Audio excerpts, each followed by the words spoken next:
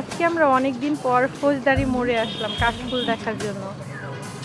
ফৌজদারি ব্রিজ হয়ে খানিকটা বালুর পথ হেঁটে আমরা যাচ্ছি কাশফুল দেখার জন্য। আজকে প্রচণ্ড রোদ, একটু তাড়াতাড়ি চলে আসছি, চারটার দিকে চলে আসছি আমরা বাসা থেকে। প্রচুর বালি আর রোদ, বালির মধ্যে হাঁটছি।